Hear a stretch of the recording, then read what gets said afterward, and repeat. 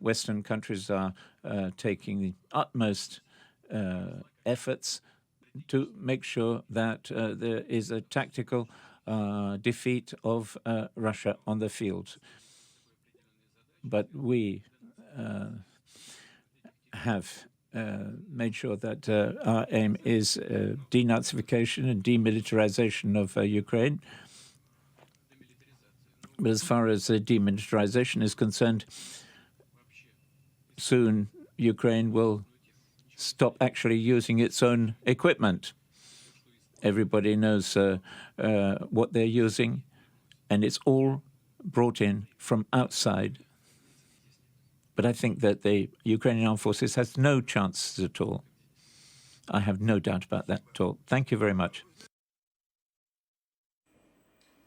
Well, to discuss that, I'm joined now by our Moscow correspondent, Diana Magnay, and defence and security analyst, Professor Michael Clarke. Welcome again to you both.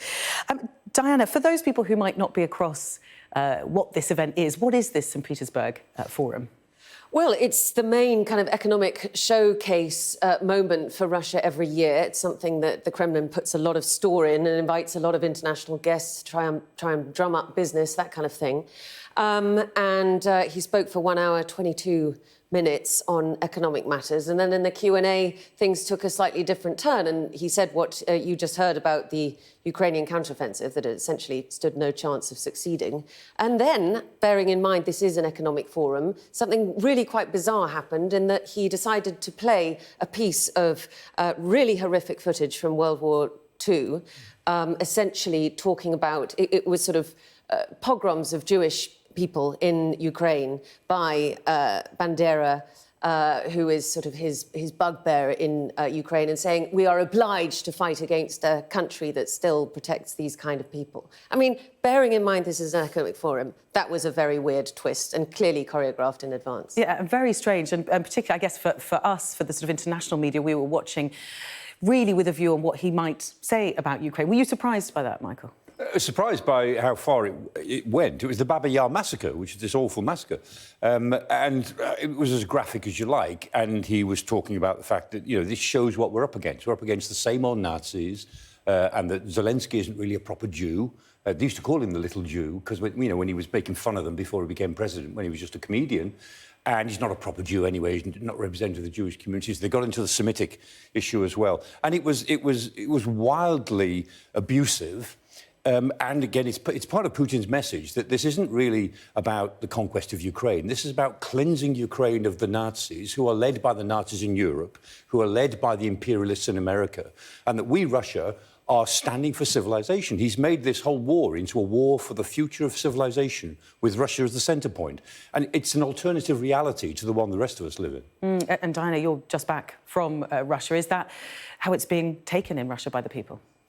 Well, I think you hear a lot of people saying, oh, well, they're Nazis over there in Ukraine, we've got to get the Nazis. That has resonated, definitely. And it's all built on this narrative of World War II, which Putin, ever since he really came to power, has really drummed home. And so it's a very militarised society. So this sort of narrative, you know, sits well, especially when you start hearing it blurted out in kind of every conference and every opportunity he has. And the Russian people worry about war far more than anybody does in the West. They constantly worry about war because they suffered so badly, 20 million deaths in the Second World War, which is trivial compared to our death toll. And they worry about nuclear war much more than we stopped worrying about nuclear war, except as an abstract concept a long time ago.